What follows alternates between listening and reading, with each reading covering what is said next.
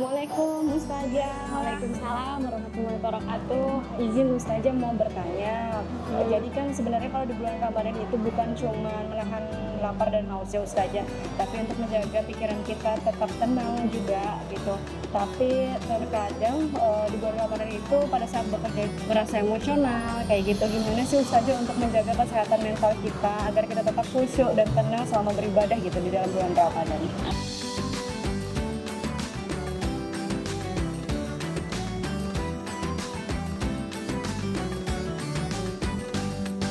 Masya Allah, saya coba jawab ya pertanyaannya.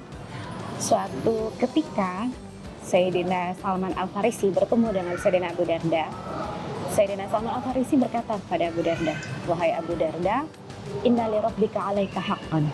Sesungguhnya Allah Subhanahu wa taala mempunyai hak atas dirimu, yaitu beribadah.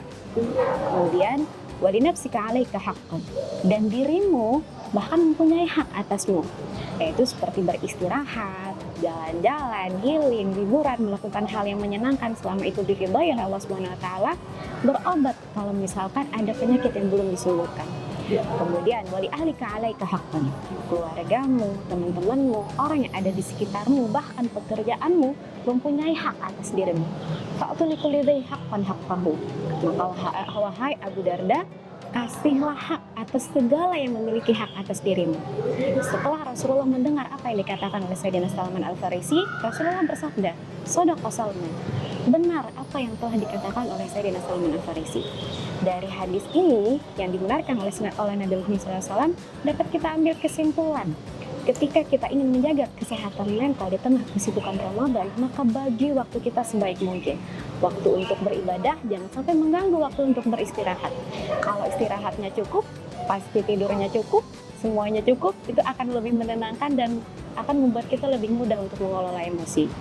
Kemudian, kasih waktu khusus untuk bersosialisasi, baik dengan keluarga, masyarakat sekitar, teman-teman, dan bertanggung jawab dengan pekerjaan yang ada pada diri kita.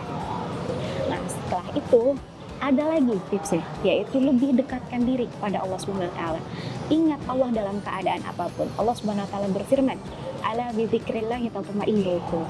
Hanya dengan mengingat Allah, hati dan jiwa kita akan merasa tenang. Ingat, tidak akan ada terjadi apapun di dunia ini kalau bukan atas izin Allah. Dan kewajiban kita sebagai hamba adalah ridho dengan qada dan qadarnya Allah. Kemudian yang ketiga, niatkan segala sesuatu yang ingin kita lakukan selama hidup kita hanya untuk menjalankan perintah Allah dan menjauhi larangannya. Mohon kepada Allah Subhanahu wa taala untuk diberikan kemudahan dalam menjalankan apa yang telah kita niatkan. Kemudian yang selanjutnya yaitu ketika kita ingin memilih makanan dan minuman, pilihlah makanan minuman yang halal dan thayyiban, tidak berlebihan, tidak juga kurang. Kemudian mencoba untuk berbagi dengan sesama. Maafkan semua yang memiliki salah dengan kita. Apabila kita memiliki salah, kita yang minta maaf. Kemudian tahan emosi, kelola amarah. Allah Subhanahu wa taala berfirman di dalam Al-Qur'an surah Ali Imran ayat 134, A'udzubillahi minasyaitonir rajim. Bismillahirrahmanirrahim.